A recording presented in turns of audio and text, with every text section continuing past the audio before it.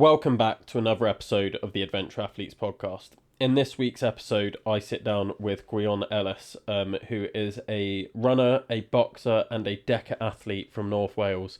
We had a really interesting chat, and he's still quite young and inexperienced in this whole sort of running world and DECCA, and he's been training boxing for a little while now.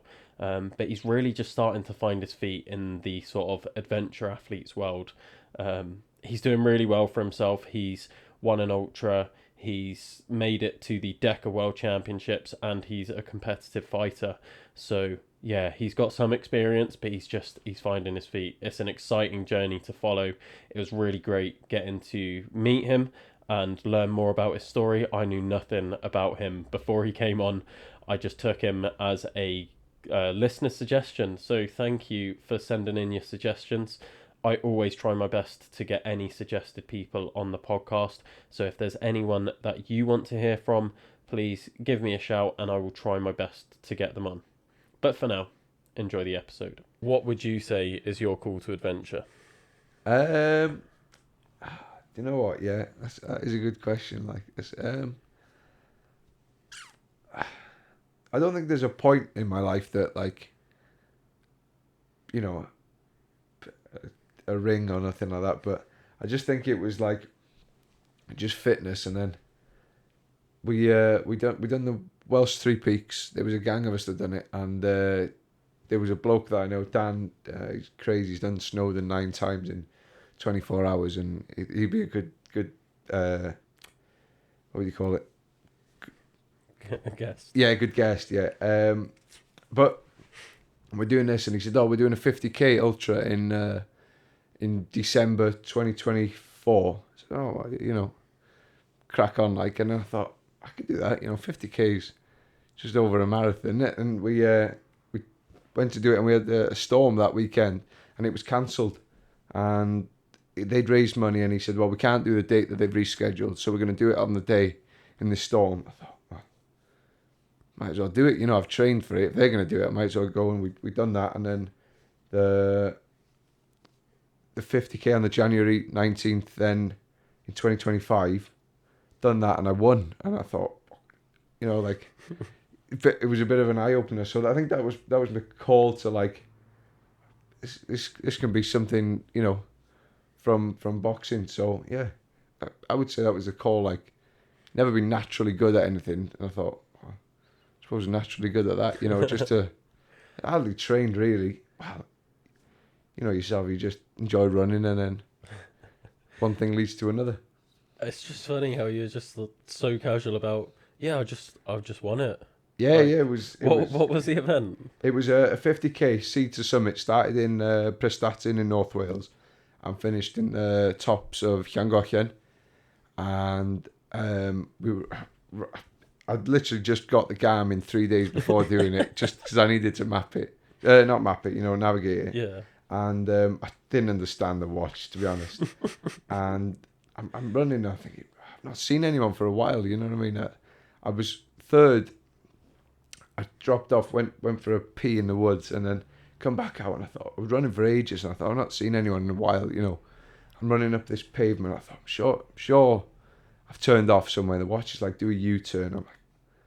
I'm not sure what's going on here. So I turned back on myself, went over this field, over this fence, and I'm in this millionaire's mansion sort of garden. He's got a pool, Range Rovers. I'm thinking, this is definitely wrong place. This. So I can see the A55, the dual carriageway going down North Wales, and I thought, well, I know that the path crosses there on the bridge, so I would have loved to have seen a dash cam footage of me running down the A55 to get back on the.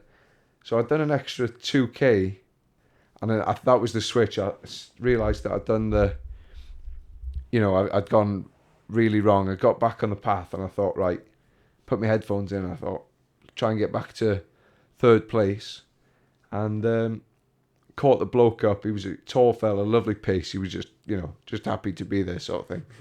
But I knew that because I'd sprint for a good 5-6k to catch him up, that he was gonna have more in the tank when we finish, So I thought I'm gonna have to carry on sprinting to try and leave him now, And yeah, it was tight. Like, it was one of the most exciting things I've ever done in my life, that was.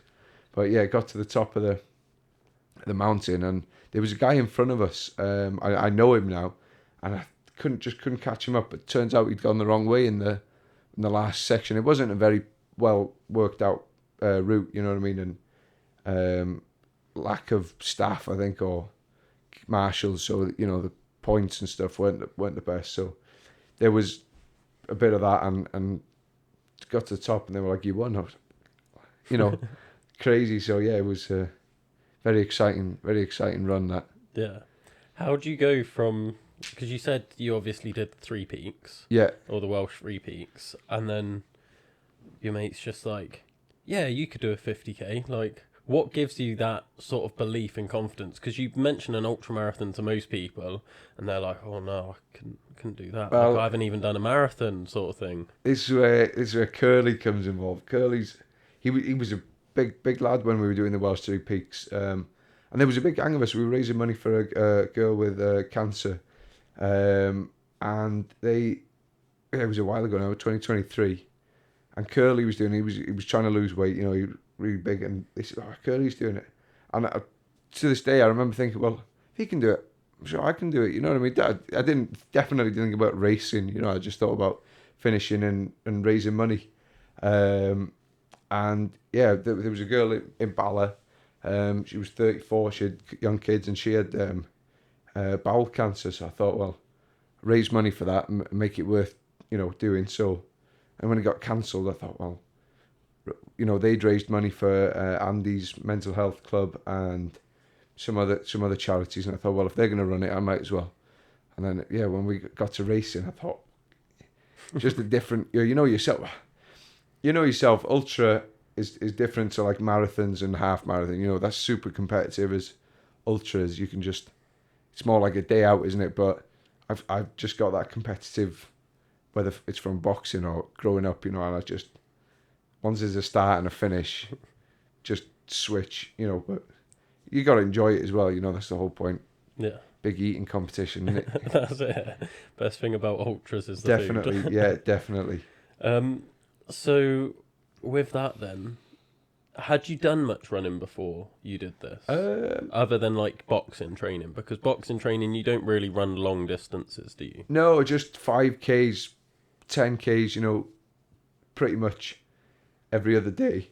And not really. I hadn't done like any. I think the most I've done was half marathon. My brother's super. You know, he's always doing half marathons, 10Ks. He just likes taking part. You know, he enjoys it more than the competitive side, which is, you know, fair enough. But yeah, never really done anything. I wouldn't even say competitive running. You know, even if we'd done like half marathons and that, middle of the pack, just sort of happy to be there. And then yeah, after the Welsh 3 peaks, I thought, oh, I have to train for this. You know what I mean? Done a couple of, but I can't really remember doing any serious training for it. You know what I mean? Yeah. But yeah, how do you train for an ultra, innit? I mean, it's my job, so like, Yeah. I coach people for ultras, so I've got a pretty good idea. Yeah. You'll have to see. It's a lot different to how people think, because I've got one of my clients. She was like, "How little can I get away with training and still do an ultra?" And I'm like, it's a lot less than you think you have to do, but you have to be really intentional with what you're doing. That's the trick. Yeah. Whereas most people are like, I'll just go out, just the more I run, the better. And it's like, you don't have to. Yeah, like that was my attitude, see. Yeah. I'm trying to think at what point. So in this, I'm trying to think. There was a point where I split up with my missus at the time of training for an ultra. After, I just ramped up the running. I think that's, I'm trying to think, when would it have been? January. Yeah, so the end of 2024 we split up, and it was in January 19, so we had about 3 months. And I thought, I'm not going to sit and sob about it, I'm just going to run. So I think between that and the one that we just ran, just like the three of us, there was definitely didn't train for that, I don't think so. But then we had about a month and a half after, just trained just running all the time, stupid mileage, just there was no method, there was no gym, nothing, just straight. Right, Saturday night, I'm not going to sit here and get sad about it. I'm going to go and do half marathon to 20k. You just think, when you look back, you think, why were you doing that? You know what I mean? But sort of helped. But yeah, well, it definitely worked anyway. Yeah, come first. Yeah, Can't argue with the results. Yeah. So since then, you've gone on to do. You said you've done. Was it 4 ultras or 5? Yeah. So I've done the first one with Curly and Dan. The second one that we raced, and then I done one. Then just like it was. So I'd signed up to the GB Ultra, the 50 mile. That was Gwion that was telling you about. He was the one that recommended. Still to this day, I can't get over. Seeing him the night after doing the 50k, and he said, "Oh, why didn't you do the GB Ultra? We're all doing it. There's a gang of us from Bala." I said, "Oh well, no, not really my thing. I just done the 50k, had a good score. That's me done." And he was like, "Oh, come on, you'll be all right." And I went home and it bugged me the fact that he was like, "Oh, you'll be all right," sort of saying that I couldn't do it. You know what I mean? Well, that's how I took it anyway. And I booked it, and I thought, right, I'll show him how it's done. I'll show him that we can have a go. And then I done a 50k to train for that. That was a long day. That was just big bag of food, water, and I just thought we'll just try and get as far as we can. For my brother to pick me up after coming down Caderichis, because I was ran out of food and water. I was finished. You know what I mean? And then the Ultra, GB Ultra, that was a cracking day. That was, and then after that, yeah. So what's that? 3. So just the 150 mile and the other like 50k's. I mean, that's not bad considering you've been doing it less than a year. Yeah, just over a year. December last year was the first one, so yeah, not bad. Yeah, not bad going crazy. at all. Because I was telling you, like, my first ultra was 2019. Yeah. And then I didn't do one again until 2023. Yeah. So it took me like 4 years to do it again. And you're just like, yeah, I'll just do 3 or 4 in a year. Like, first year doing it. Yeah, sort of fell into it after the second one. I had no really intention of getting into it, like, it doesn't really go hand in hand with boxing fitness, you know what I mean? It's like the complete opposite if you think about it. Boxing's short bursts, watch what you eat, try and keep you as lean as possible. When ultra running is slow, keep your heart rate as slow, as low as possible. Try and relax as much as you can and eat as much as you can, which is, the complete opposite. But I don't know. Yeah, it's a bit of a difference in it. But yeah, went into that 50 mile with just a pocket full of Haribos and a dream. Really, it was just like, I don't know. Just wanted to finish it, and then I think there was 550 that entered, 350 finished, and I was 24th overall. So I was over the moon with that, but didn't expect. And then after, I thought, I don't know, there might be something in this, but I'm too young to be giving it a good whack now. You know what I mean? I need to give it a few years, stick to the boxing, and then that'll be me.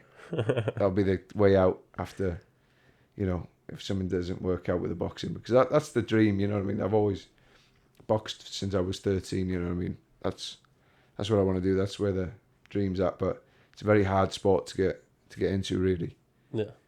How is the boxing going then? Yeah, it's good. It's good. I've got a fight coming up next week in Wrexham, and the Welsh Championships every April. So hopefully win that this year. Not had the best of luck down in Cardiff, but it is what it is. You know what I mean? It's a tough sport, but ups and downs. Same as any sport, really. It's just you got to put so much into it, and you think, give it a go. So yeah. What got you into boxing? It's It's weird because my dad didn't. He was against the idea really, but it was him that got me into it. It's weird.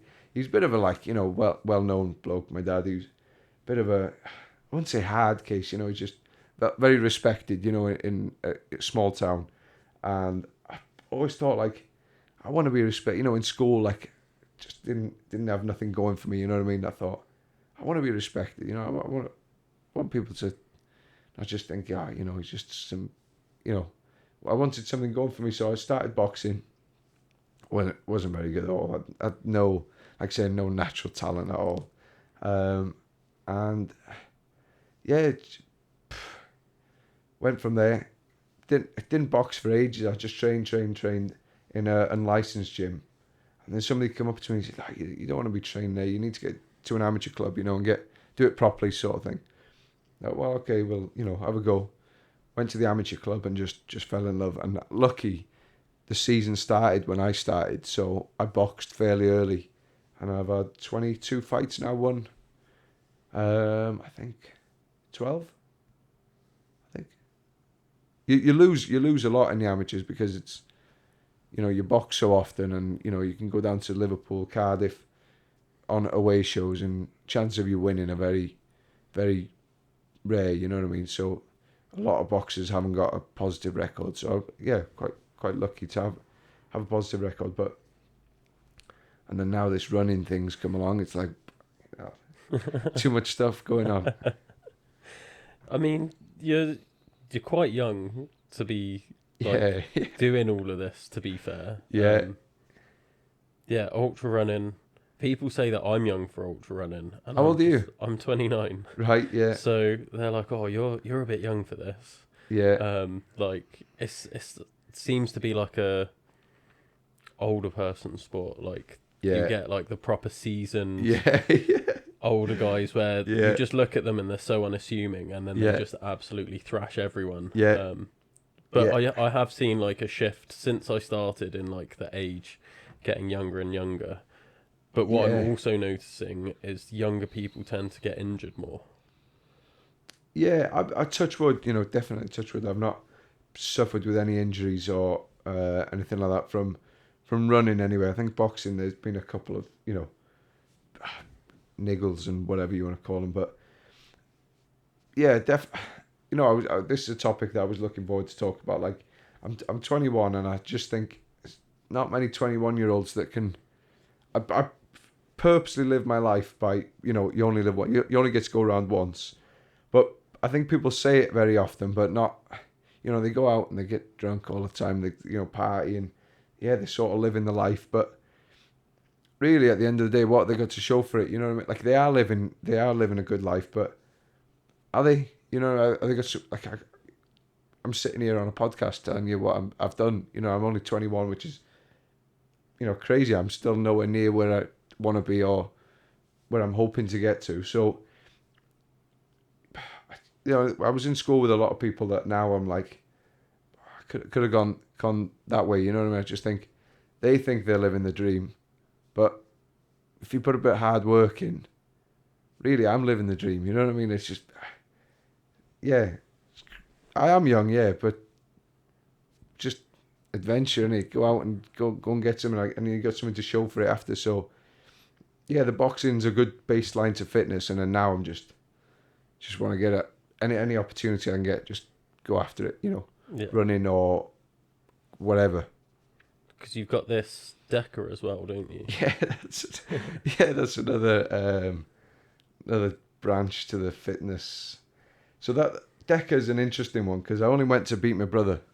And that's purely brother rivalry. He was doing high rocks, which is huge now. Yourself, you see it all the time.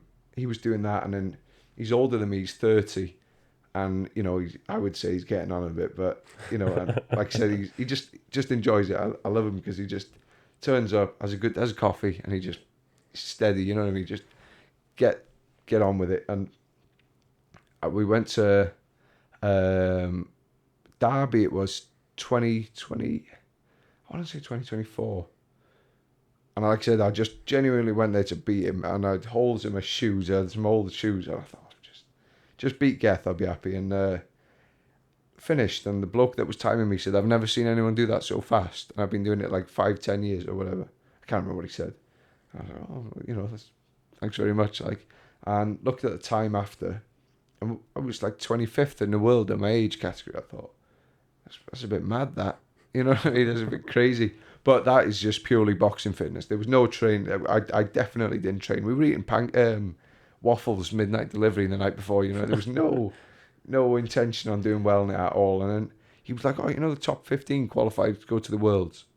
I thought, oh, Jesus Christ, you know what I mean? So this year when it come round again, I thought, oh, we'll have a good go at that. And DECCA is, I don't know how our knowledge, what's your knowledge on DECCA, but there's 3 distances: the fit, the mile, and the strong. Different running. So the fit is 500-meter run in between every station. The mile is 160-meter run, and then the strong is just the 10 stations. And I forgot what I was saying then. So I thought I'll do the 3 of them, and the DECCA mile, I was like 4 minutes quicker than the time that I was 25th in the world. Looked at my time and I was 7th in the world. So I'd obviously trained a bit. I was stronger as well. So I was like, I might as well have a go at the 3 of them. And I qualified for the DECCA fit and the mile and the strong in Florida. But the strong time was a roll down, so like I wasn't the top 15 in that. And basically the elites, the DECCA fit, me and Geth entered the elites in Derby, the elite 30 or whatever it was, top lads in the UK, and we couldn't get tickets to do the just standard men's category, so we booked onto that, and I just said to him, as long as we're not last, and I was 18th, I think, out of the top 30, British, they had some of the world records, British champions, all sorts, so I forgot what I put me drink. I'm talking too much. It seems like boxing's giving you this complete next level of fitness. Yeah. Because you've gone from just boxing to winning an ultra to like top 15 DECCA. Yeah. Like, you're not doing too bad for yourself. No, it's weird because it's just a lot of people say like, oh, you're doing too much, and I know how you're training, but like, we box specifically in the boxing gym 2 nights a week, and circuit training S&C 2 nights a week. So 4 nights a week in Wrexham, which is an hour travel. Like it's a bit of a commitment, but it just, you've got such a base of fitness from that like DECCA and stuff.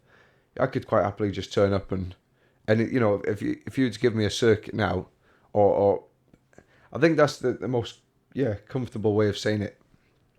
Just a good base of fitness, and I'd quite happy do anything really. I was saying this to a lad I know from Liverpool. We were talking. I think it's crazy that I would pretty much be quite happy to run a 50k now. Just get up and that's obviously not the boxing fitness. I think that's just the base of fitness that I've got. I don't know how well I would get on with the 50k, but you've got to be sort of either crazy or quite fit to do that. So yeah, it's definitely a mad journey that I've been, especially the last year.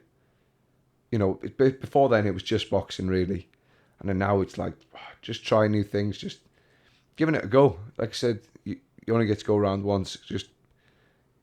Just smash it, innit? Everything I do, I give 100%. I don't ever do anything half-assed. So and the competitive side as well. But I don't do any team sports. Can't deal with team sports. Football and rugby, them I was never good at. So yeah, I never got on with them, which is why I'm a runner. Yeah, you know yourself. When you're not good at them, you end up rock climbing and running. It wasn't even that I was like that bad at them, because like although it was like a bit of a token effort because I was half decent at running. Like I made the school rugby team. Yeah. And I got scouted for like football teams and stuff. Yeah. But I just tried it, and I remember I was on a football team for maybe 2 weeks. Right. Went to a tournament, and then I was like, yeah, no, I don't want to do this anymore. And like my family are like, they're all football. My brother was always like captain of the football team, things like that. Yeah. And then I try it for like a couple of weeks. I'm like, nah, don't like it. Yeah. How come you never liked it? Can you like pinpoint? No, just I actually hated sports as a kid. Yeah. Like completely. I hated running. I hated team sports. I would try and get out of PE as much as I could. Yeah. I was massive into reading, massive into computer games.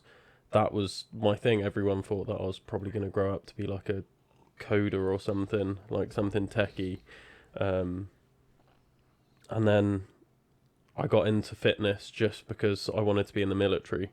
Yeah. Like in my head, I was like, I loved the idea of the military. Right. Then I just started training every single day, like out of nowhere. It was just like, right, I'll run once or twice a day. I'll cycle to and from school, which I was doing anyway. And then I was like, I'll do an hour of exercise in the morning. I'll do an hour of exercise in the evening. Right. And that was me for like 6 months straight as like 15-year-old. Yeah. Just like, yeah, cool. And then I was like, I don't actually like the politics of the military. I don't want to kill anyone. Like, Right. not for me, but like I like the discipline. I like the structure. And then just from there, I was like, cool, now I'm a sporty person. It's crazy you say that, Craig, because I was exactly the same. Hated fitness, running, anything. I was overweight as a, not like, just like puppy fat, but when you look back, I think somebody should have told me I needed to lose weight pretty much. But, PlayStation and doing nothing, I remember numerous times where Dad would come in at like, we had to be out for school for 8:30 or whatever. And, he'd be on at 25 past screaming his head off because I was still in bed sort of thing.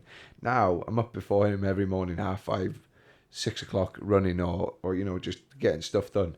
I think like if I could go back, just be like, start now. You know what I mean? Just start now. But I also think if I would have started then, there's lads in the boxing gym who are like 13, 14, super fit. And I just think, what are they going to do when they get to 17, 18? Because I know a lot of lads who are really good boxers when they're kids.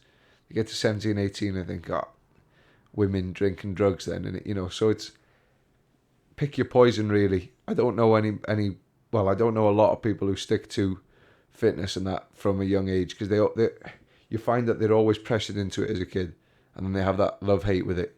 Yeah. So, like you said, I was the same as you. COVID was my tipping point with fitness, really. I think I remember going into COVID, I was a bit, like I said, overweight in school and then finished. And the first day we finished school, I thought, well, might as well train like I'm, we were locked up pretty much. I thought, I might as well train like I'm locked up. And I just run press ups.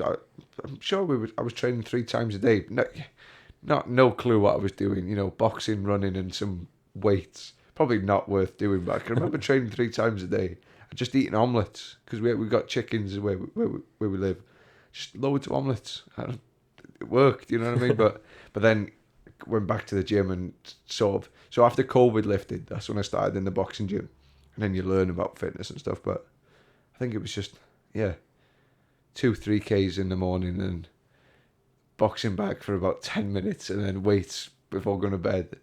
Waste of time really, but it worked at the time anyway. See, I've actually been having this conversation a lot with people recently where they look back on either like how they started getting into like whatever sport it is and they're like, oh, like it was just ridiculous, like what I was doing, it was just stupid, like doesn't really mean anything.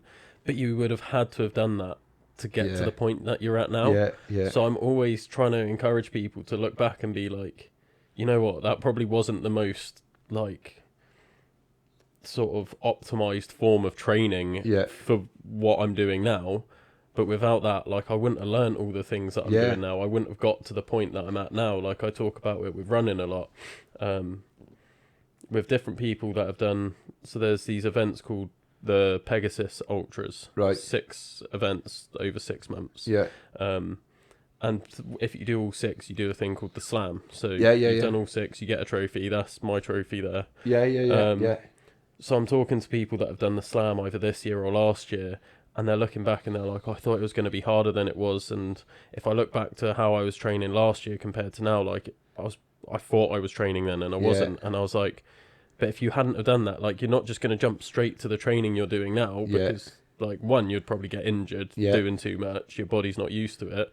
And two, you just wouldn't know that's what you have to do, and you probably wouldn't enjoy it. Yeah. You got to find that enjoyment first, and it sounds like you was enjoying it. Like Yeah, running 2K in the morning, Yeah. punch bag for 10 minutes. You're like, fuck, I'm working out Yeah, here. yeah, get a good sweat on, yeah. And then you just build up that tolerance, but then you're loving it, so then it makes you want to do more. Yeah. Whereas if you'd gone straight to what you're doing now, being like, oh, I'm going to Yeah, like run a strategic, 50K and do a DECCA, like you'd have probably been like, fuck, this is hard. I don't want to do this. Yeah.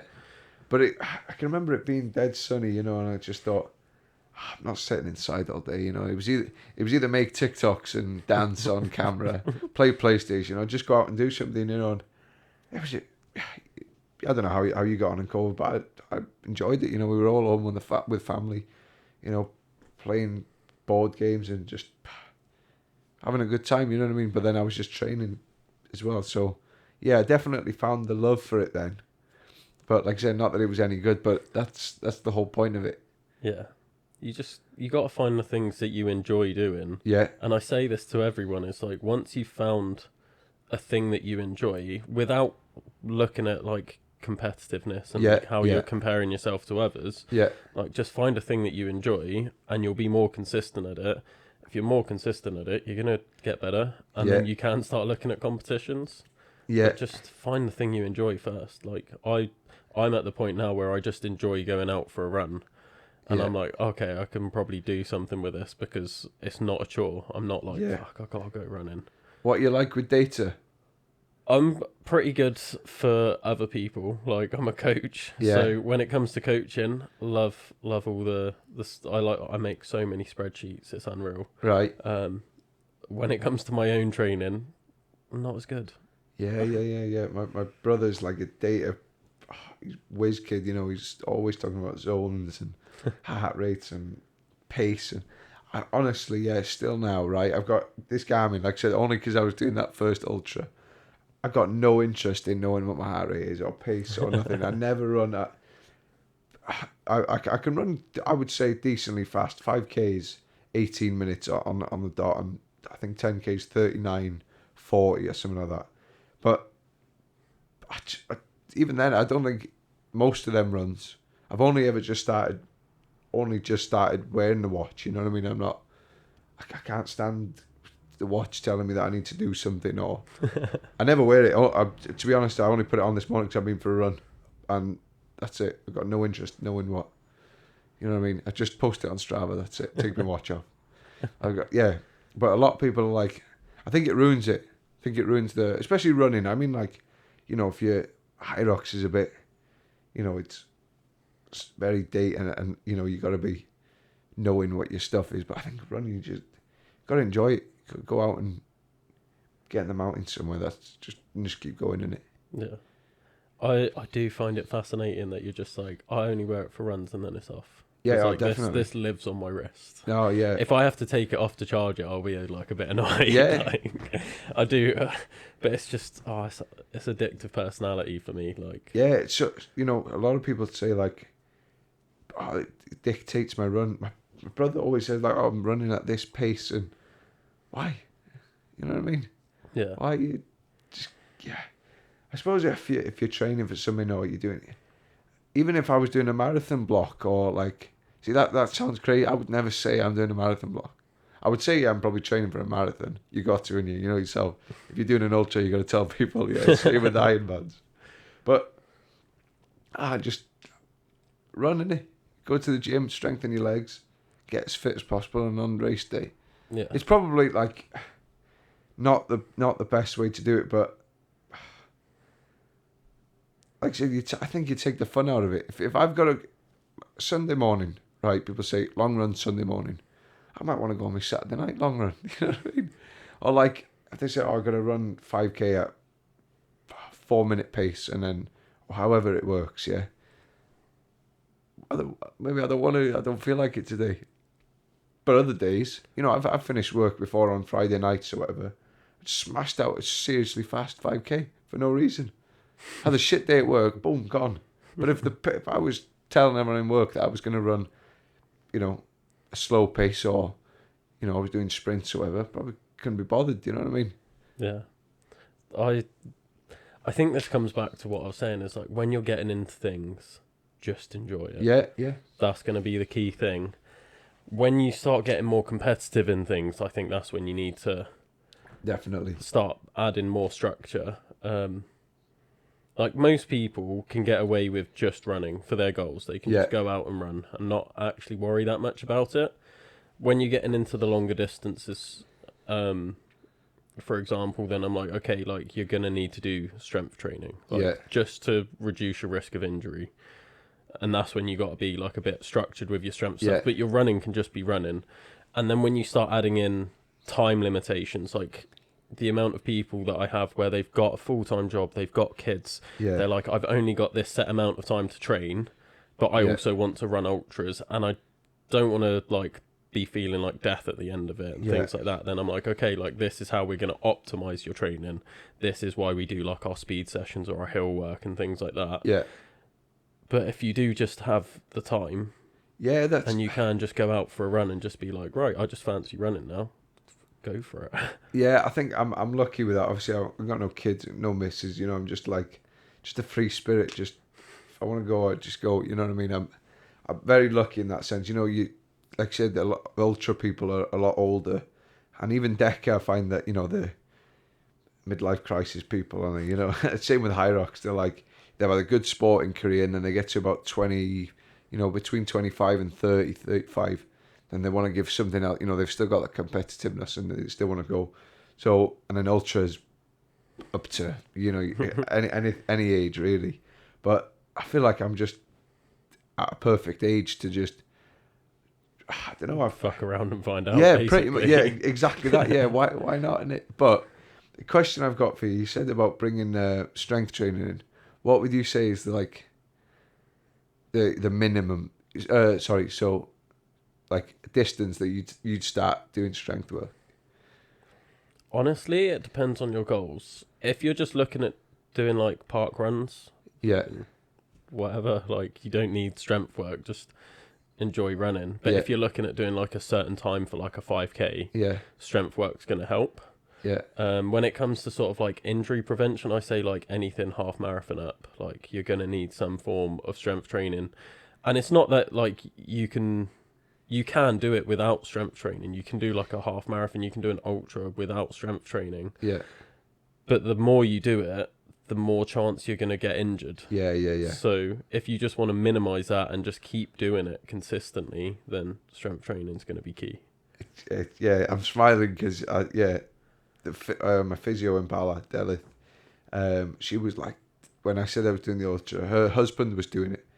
Geraint, he'd done really well actually, and she was saying like, oh, he's in the gym all the time, focusing on strength. I swear down, I didn't do any strength legs, I just ran. But then I'm saying I don't do strength. I don't ever go into the gym and lift weights or squats, or it's always like keep biting my lip. It's always like S&C circuit training.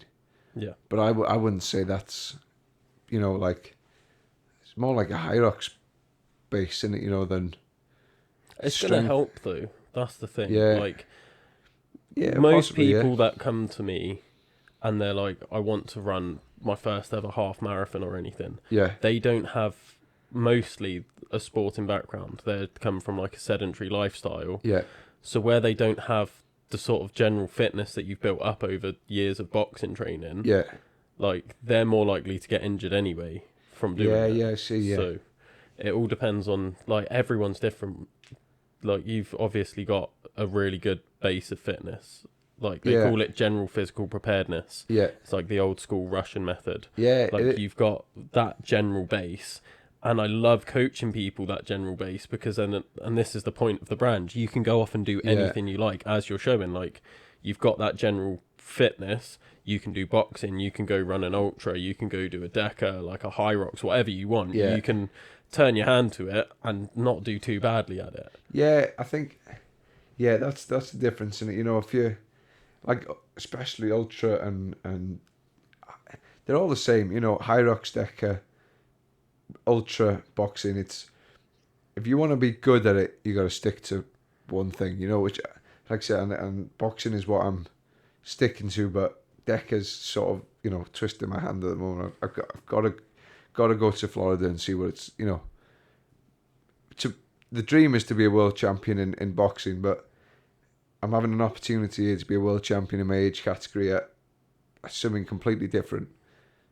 Why not? You know what I mean? Why not? Just, it's not going to affect my, like I say, unless I get injured, which is highly, highly unlikely if I look after myself, which I do, you know, I do prioritise recovery and food and stuff and look after myself. So I think sleep is another one that I don't, you know, I'm such a good sleeper. You know what I mean?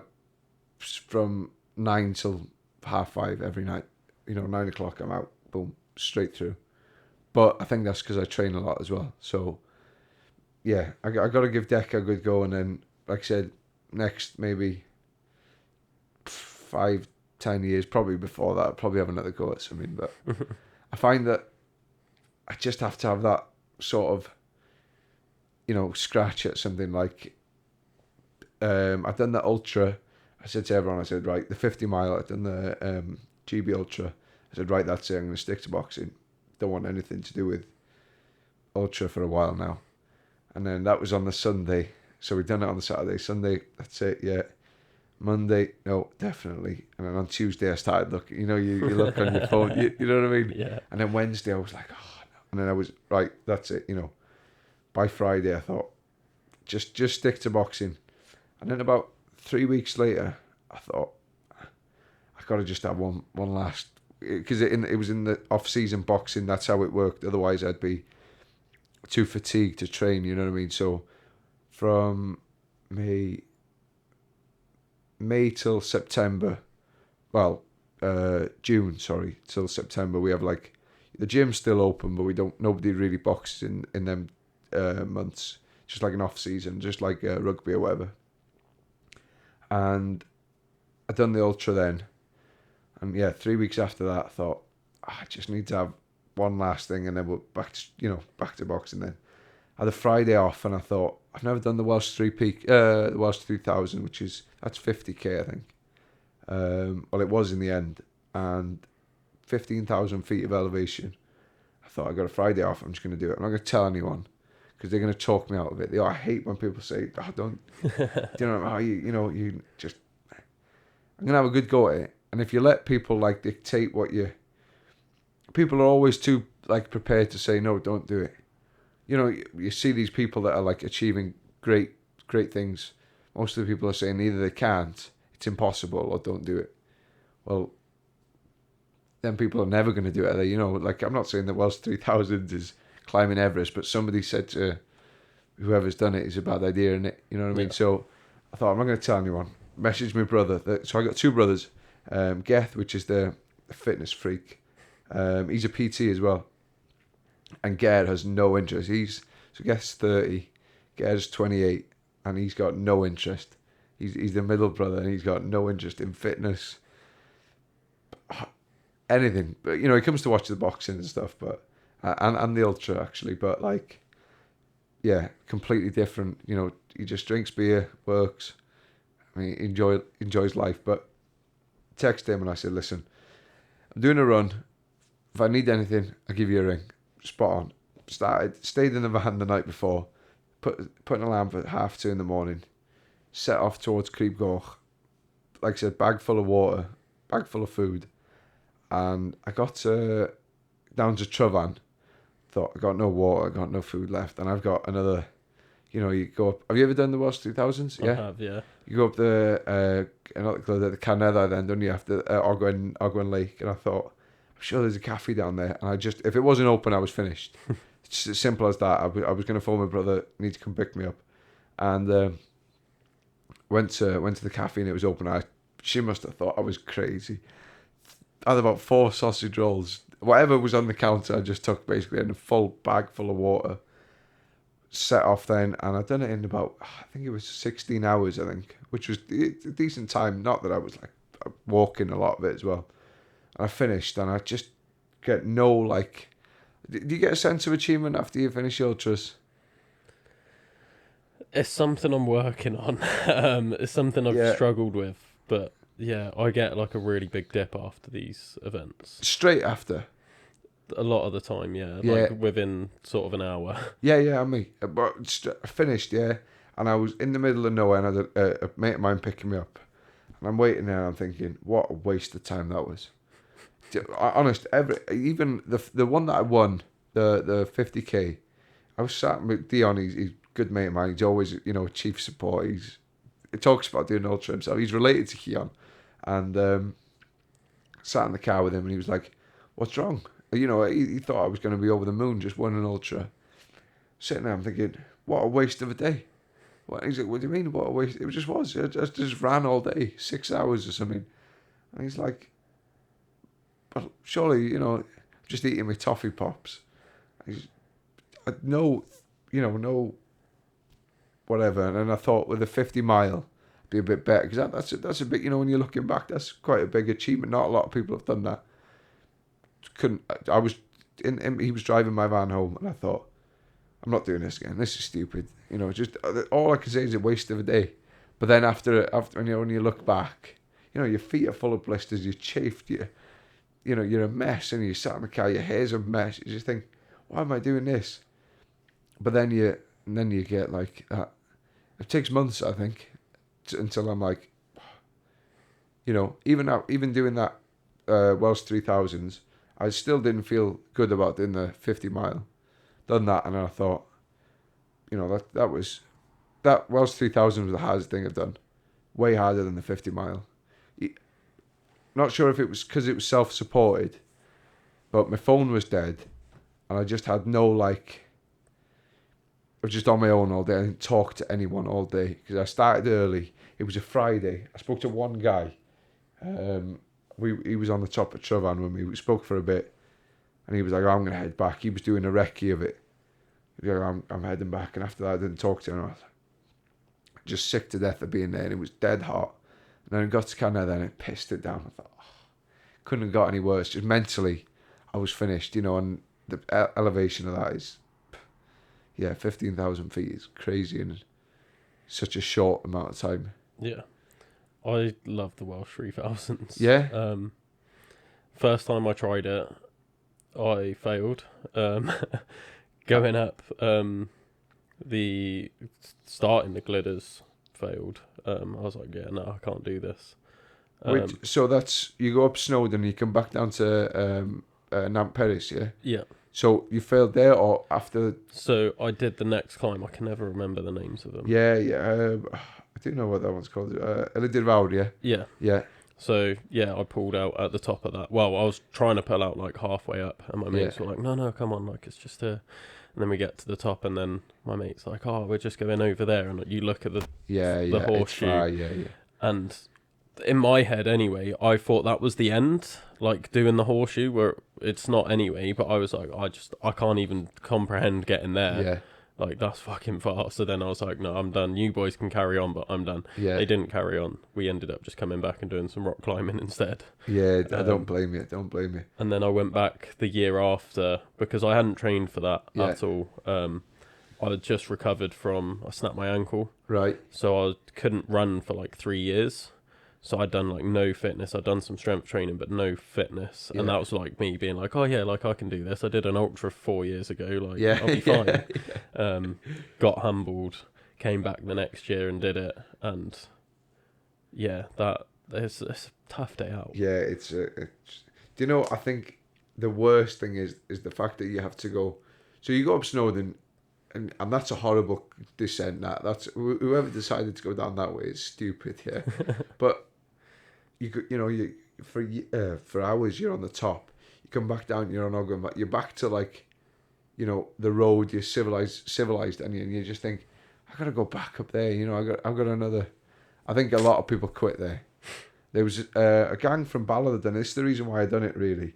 And they're not like, they might be hikers, but they're not crazy anyway. They're just a bunch of lads. I think they were raising money for something, and they gave up there, and they were like, oh, he was in the High Rocks class with me and Bala, and he was saying, oh yeah, we had to go.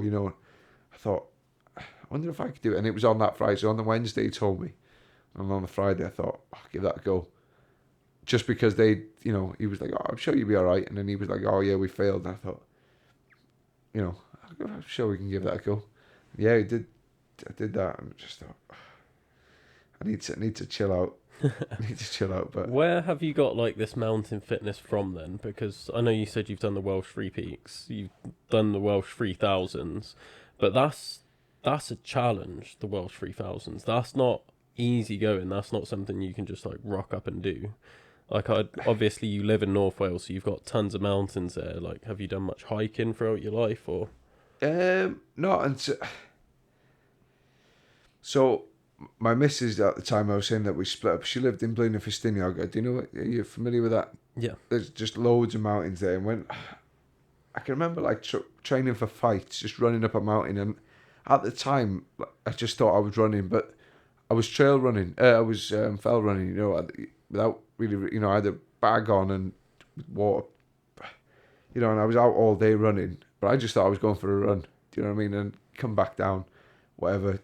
A couple of days later, there's a place in Blaenau Ffestiniog called Stwlan Dam, and it's basically a dam at the top of the mountain. I can remember running up there 3 times in a day. It was just like one after another.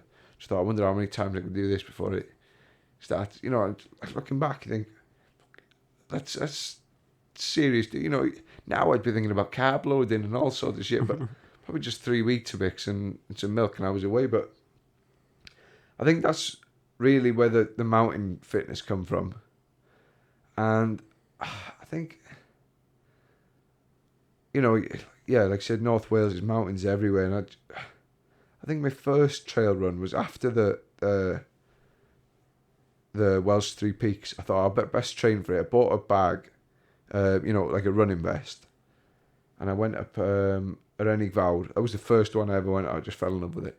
Just completely, as soon as I was up there. But never really hiked as a kid, like, I'm sure we went up Snowdon. But yeah, my family's not very fitness oriented. My dad used to be a really good runner when he was a kid. But now he's definitely not a runner, And my granddad was a good runner. But not like, they never done anything out. They were just good runners, in school or whatever, cross country. But I thought, like I said, Welsh 3000s is just, a lot of people fail that, you know what I mean? And I'm just saying about like, just done it on a Friday. It's a bit crazy, Crib Goch is in the dark as well.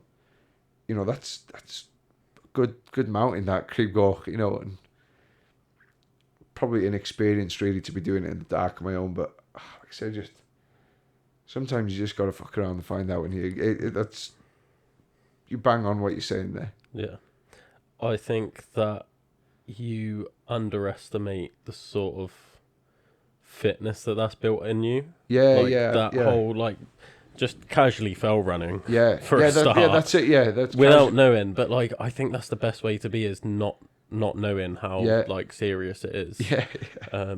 Like, that's how I've got into all the things that I've done, like, with my rock climbing and stuff. Yeah. I've just been like, cool, I'm just going to go do this. And they're like, what do you mean you're just going to do it? And I'm like, you just go and you just try. And it's that, ignorance is bliss sometimes. Yeah, like, you just go into it and you're like, cool, this is just what I'm doing now. And you don't put those barriers in front of yourself of like, oh, this is meant to be hard, so I'm going to struggle with this. Yeah. It's like, well, this is just what I'm doing. Like, I'm just running up this mountain. It might be a little bit naive, but just why not? Yeah. Because like, I'll look at what you've done as like a coach now and being like, it's all making sense now, like looking back and piecing everything together and being like, oh, so like he's done all these mountain runs, like he's trained on the mountains, he's like hiked Snowdon like as a kid, and like even things like that, like I don't think you fully appreciate, because I'm from London, so there's no mountains. Oh no, definitely. And I come to Wales and now I'm into running and I'm like, I'm gonna try and like run all these mountains. And I get absolutely humbled. But then I'll be training with, like, 'cause obviously I'm living in the valleys. I'm training with people that have grown up in the valleys, and they're used to these steep inclines, and they're walking up them faster than I can run them. Yeah. And I'm just like, how have you done this? They're just like, well, I've just lived on the mountains like my whole life. Yeah. And it's just having that experience growing up. Yeah. Like, you don't realise how much it impacts your fitness when you're a bit older. I know one thing I have realised about North Wales is a lot of young lads, I would say, you know, into the 30s, and when you get kids, they probably do take them up mountains and stuff, but no, there's not a lot of young lads and girls that go up mountains and appreciate the nature there, and it bugs me because, like, you know, would be my mate Dion. Yeah, like I said, we go up mountains and stuff walking, but he's not really into fell running as much as I am. You know what I mean? But he loves hiking. But we get to the top, we start talking to someone. Very talkative, by the way. You know, we talk to someone and they're like, oh, from London, from Birmingham, from Liverpool, travel down just to do something that we've literally woke up and just drove to, and, you know, had a good go at. I think, where's all the, you know, local people, and Betsacoid makes me laugh because there's loads of hiking shops. Have you been to Betsacoid? Yeah. Go there and a lot of local people in the hiking gear go into the shops and shopping that. You go up to, you know, Travan or whatever, and there's some bloke from Birmingham in shorts and t-shirts. Yeah. Some, you know, dead trainers on. You go straight from there to Betsacoid, and they've all got scarpers in go outdoors or whatever. And you just think, oh, you know what I mean? So I think people need to appreciate the mountains and stuff more, but you don't, do you? You know what I mean? Like, you probably don't appreciate shopping centres and stuff because you're used to them. But when I go to a shop, you know, we got to travel an hour to go, so that's a day out for us, isn't it? You know, same as yeah, crazy. Yeah, you probably really appreciate cities, and Yeah. I cannot stand a city. Like, get me to the mountains. I can appreciate, like, I just think people are dead, like, you know, I don't know, you go to Liverpool or whatever. I was saying, went to stay with my brother last weekend. We done a CrossFit class in Peak Performance in the gym in Liverpool. We walked to the shop, didn't talk to one person. Like, the woman even behind the counter hardly spoke to us. Do you want a bag? Yeah. I said, we got back. I said, I can't deal with that. I can't deal with that every day. Like, if I go down the street in Bala, 100% I'm talking to 2 or 3 people, you know, ask, like, a full-on conversation. It just makes you feel like, you know, you're a part of something, and, you know, that you got a little family. I'm not saying the Bala's, like, dying out, you know, a lot of people are moving in. The older people now are passing away, unfortunately, you know, so that's dying out. You don't get as much as, you know, obviously I'm only 21, I'm not like, oh, back in my day, you know, but, like, that community's starting to die out, basically. But, you know, still now you go down the road, oh, how's your mum, you know, how's your dad? Yeah, all good, blah, blah, blah. Just nice, isn't it, you know, how's things, but, so yeah, I can appreciate a city, but I think people need to just slow down. Do you know what I mean? Just, like, pull your headphones out and just, you know, how's your day going? You know, like, even in bars and stuff now, you know, talking to someone is like, you know, people got their heads down, they're on the phones, or you just need to be more just talking. There's no opportunities in, you know, without talking and things. So every opportunity comes from a chat or, Yeah. you know, where are you from? And then that's it then. And you know, I met so many people just by, like, you know, when we were in Spain, Dion's exactly the same as me. He's just not like, he takes a while to come out of his skin, but we went to Spain in the summer, just like, it was a week after the ultra that said, I'm going to train for it and then do the ultra, the 50 mile, and then go on holiday. The amount of people that we met, just like, you know, Irish people, just hear them talking, oh, where are you from, blah, blah, like old men, basically. But you just meet so many new people, learn about different things. I just think I wouldn't learn that if I was scrolling through Instagram or whatever. Yeah. I think this is where the podcast really comes in for me, because how often do you sit down with someone for like an hour without your phone, like your phone's completely away because you're like, I don't want to bring my phone out on camera, and you just sit and have a chat with someone. Like, it is so rare these days to have this opportunity, and I know for me especially, like, I'm bad for what you're saying of, like, head down on my phone, like out in public especially. I get really bad social anxiety. Yeah. So when I'm out in, like, groups or, like, out in public, like, I really struggle with that. Yeah. But, like, going off what you're saying, it's probably because I'm from a city Yeah, and it's yeah. very antisocial. Yeah. So you don't really do that. I think And social anxiety scared of me, mate. I mean, I just, we went to Chester races, and like I said, I don't really drink. I've got no interest in it. It doesn't bother me. I don't need to drink. You know what I mean? I just think like, I got no benefit. Like, I can go out, go to a bar or whatever, and then just go home and go for a run. I'm probably a bit tired if it's a late night, but if all your mates are there, but they're all dying in bed the day after, and I'm out. Seeing me go home from Chester or whatever the day after, do a half marathon. That my mates are out like for the day, but I was you saying about social anxiety and stuff. I understand that it's a big thing that people, but like, I would say practice. You know what I mean? Just like, it's easy enough for me. You don't know until you struggle with it. But like, I don't think I've ever been. Dad's basically a big part of it. Everywhere you go, dad's larger than life. He's talking to everyone. Oh, I know him. Oh, blah blah blah. And, but there is sometimes where I'm like, worried about what other people think. Not in a sense of like, I talk to anyone and I always, try and be as honest as I can. Talk in. I would talk to you the same way as I talk to the Queen or my mum or a girl in a bar or my best mate. That I'm as straight as I'm not going to change for anyone, and I can't see a point of it. But there was like in school, not that I was like not popular. We were all quite popular, but there's lads that were cool, in school, and you always like go back to that kid that's like, are they going to take the piss sort of thing? But if you live like that, you're gonna be in a bad place, and so just no one cares, do they? Really, just talk and see where things go in it.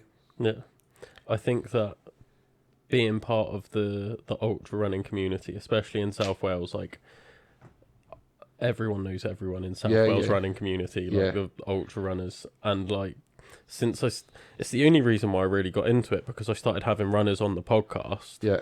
And then it was like, I then went to, it was my third ever ultra. So like, I had no reason to be known there.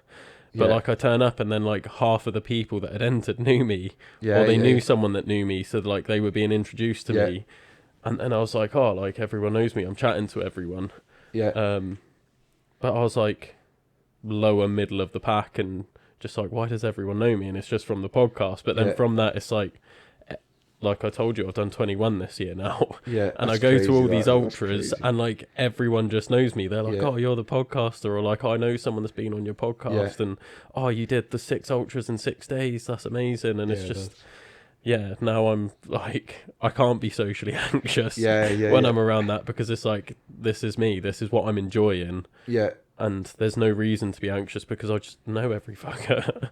I'm not saying like, when you start talking about mental health and anxiety and stuff, I think everyone's got an aspect of anxiety on it, you in their own way. Like, I can think of so many things that makes me like anxious, but I just think like, just go in it, just go out, whatever you're doing, just be positive, I think if you can put a smile on someone else's face, then that makes you happy. And I find that, like, I was talking about this not long ago, actually, and I think it's interesting. I don't really know what made me like switch, and realise, but there was a lot of lads in school that were, not very, not that they weren't very nice, but like, they were angry kids.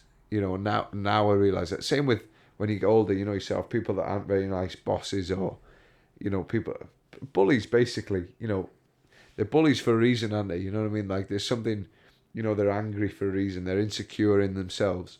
But I just think if you're just happy in yourself, you just float around. Like, I can't say that, I get my down days, but I wouldn't say I'm ever depressed. You know what I mean? If I'm just go out and have a run, or do something you enjoy. But I know life takes over sometimes and things happen, but I think you just gotta just be positive and just be happy in it, you know. And I think that's another aspect of like my life that, you know, it's a bit crazy because, you know, running and I'm definitely different, you know what I mean? And not a lot of 21-year-olds talk the same way as I do.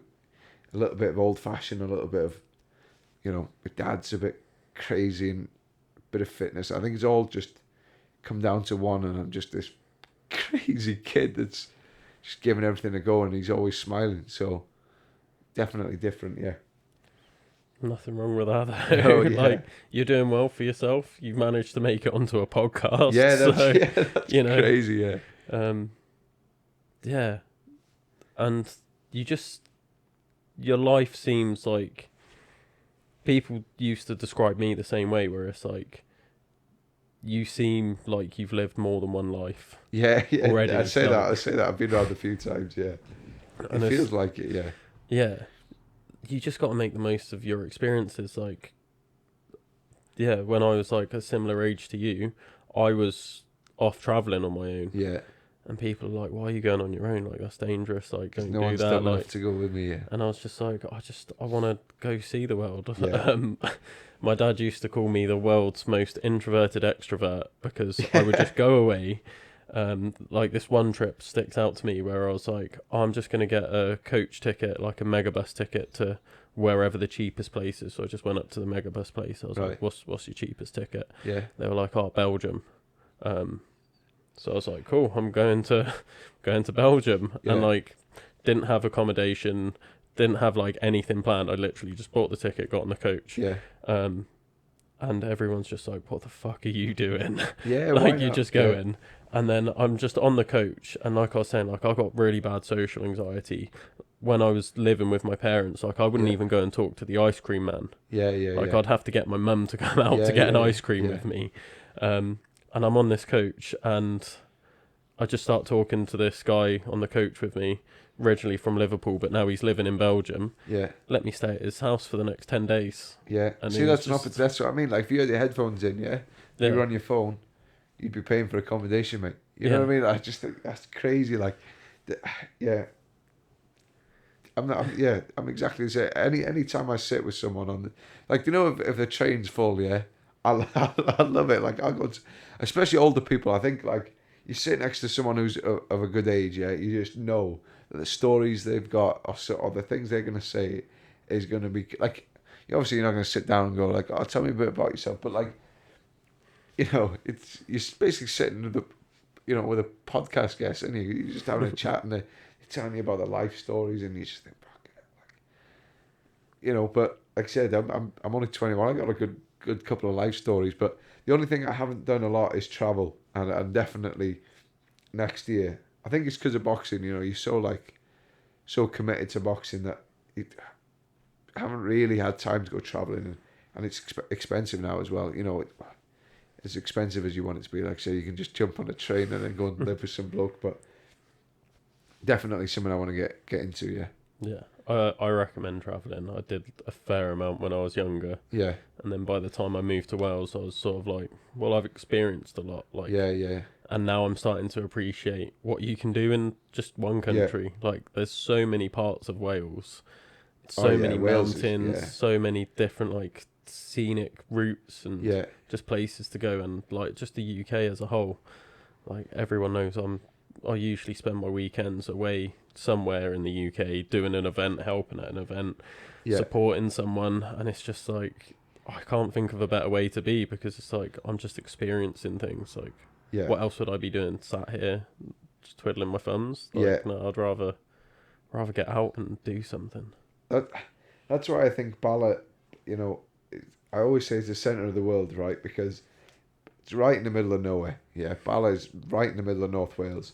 But an hour, I can go to the most beautiful beaches in Wales. Well, in the UK, I could say.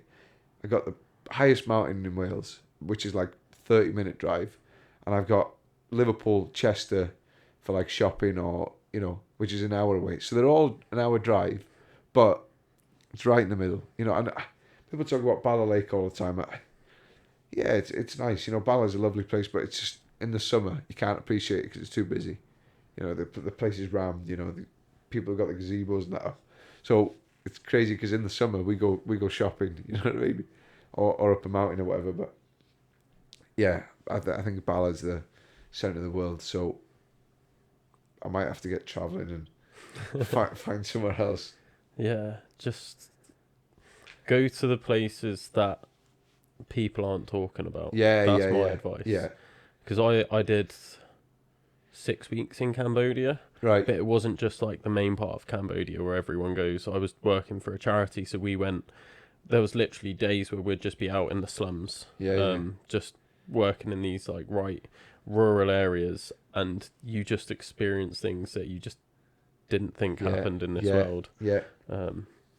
Just seeing kids like out on the streets, and there's just like fires in the streets, and just like cows roaming everywhere and chickens just pecking at your feet, and you're just like, what is this place? There's some guys. Funny you're saying about the cows. There's some guys I know. I don't know if you've seen them. They went viral on TikTok. They're cycling from North Wales to Thailand. Yeah. Have you seen that? Yeah, I have seen that. I've been out with James after the fight. He comes to watch. Basically, their best mate is in the gym with me, and I just think like that is one. That's serious. You know what I mean? And they were posting videos of them and like just in these countries, and you wouldn't even think just cows on the street, and I think it's crazy they're just doing it. Somebody's been telling them that that's a bad idea, but they just went no and just going like get a bike. They didn't train at all. They didn't very unprepared. 3 weeks and they were like, right, we're going. Because why not? And the worst thing I can do is come home. You know what I mean? I just There was something else that I wanted to bring up, which is went off the topic, right? Have you noticed with ultras, there's a lot of it's a way out for like drug addictions and drink and stuff. And the thing that I find is weird, right? I feel like I've just missed that bit out. You know what I mean? Like these people are telling me that like they're drug addicts and they mental health. I think it's crazy. And so same with boxing. Yeah, so many people have told me that drugs ruin their life, drink ruins. They got to a certain age, they were class act at boxing and then drinking women, and I'm just missing that bit out. You know what I mean? So like I'm sort of doing what everyone's telling you not to do, but everyone keeps going out and doing it, don't they? There's this cycle of drink and drugs. And with ultras, it's like if these people would have started earlier, they've got these like that guy that ran around Wales. He was covered in tattoos. He was like, I can't remember if he was a drug addict or. Have you watched that documentary on YouTube? No. It didn't make much views, to be honest. When I watched it, I thought, he broke the record, ran around. It took him a month or something, and he was like just talking about drugs and his addiction. And this was his like way out, and I think that's like, this is what running's about, an ultra. And if it's a way out, surely it doesn't need to be a way out. You know what I mean? Just if younger people just started like getting out and enjoying them. I was in Chester, I think. Yeah, Chester races, and I was in this club. This guy came like, oh, you want some drugs? I'm like, no, mate. And he was like, oh, no, he asked if I had any. I was like, no, mate, I'm definitely not the person to ask. He was like, oh, why, lad? I was like, mate, do what you want to do. Do yourself a favour, yeah, and just go up a mountain. Honestly, God, you'll never need to take drugs again. And I hope he did, but we were in there for like 10 minutes talking. But I just think it's ruining so many people, and they're getting into that like 16, 17, they just get straight onto drugs and whatever. And you think, just go and experience life a bit more, innit? And then by the time they get to 30, they get this crash and they go, shit, where's that time gone?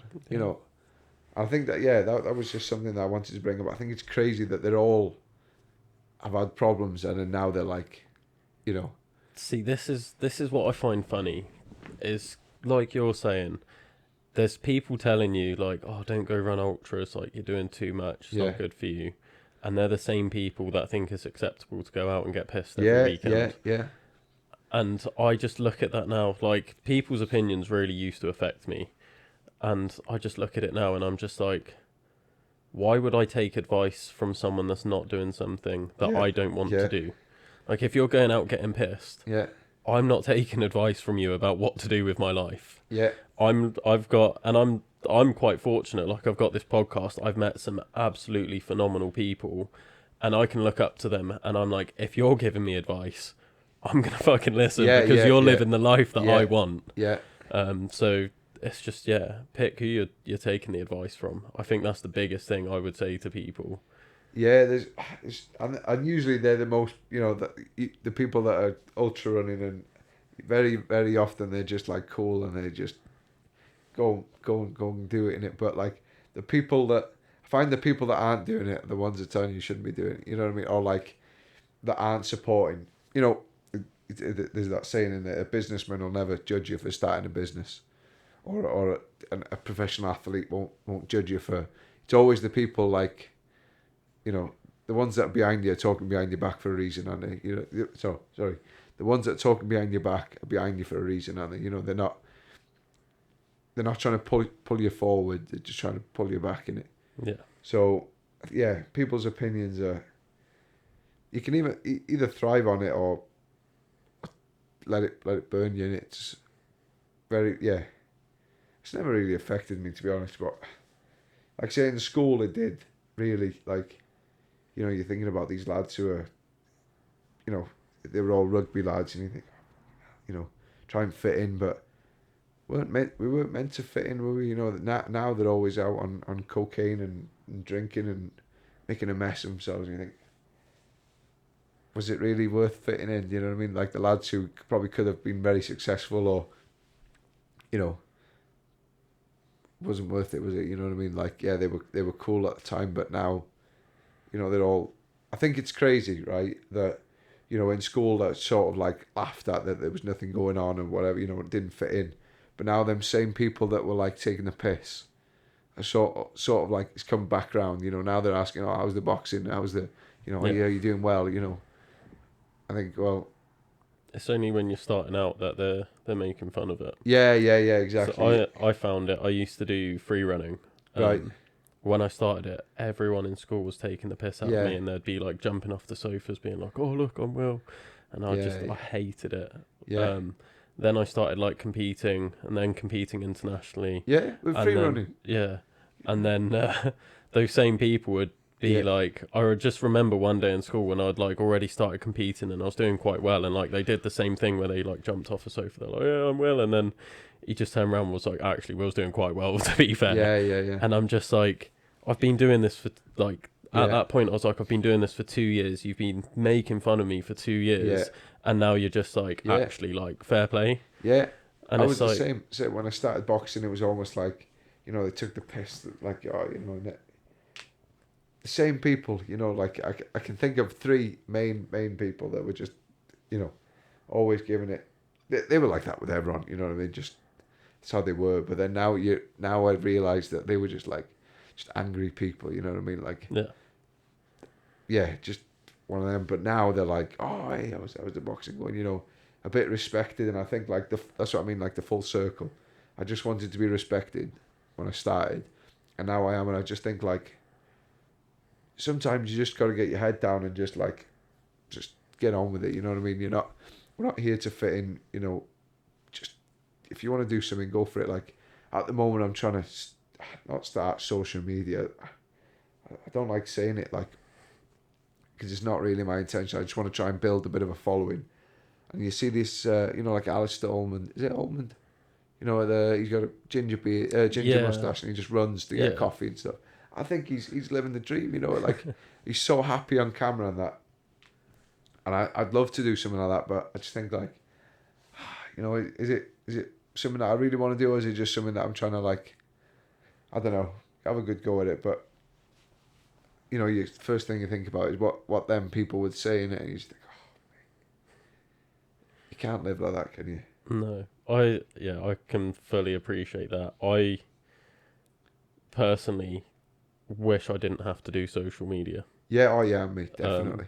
So I never get like fully into it. Yeah, Like I post quite a lot. I like share stuff, but everyone's like, "Oh, you should like do this with it and do that yeah, and make these sorts of videos." And I'm just like, I'm just gonna put out whatever I yeah. fancy. Like I'll do. I've got a thing where do you know what a trigger point is?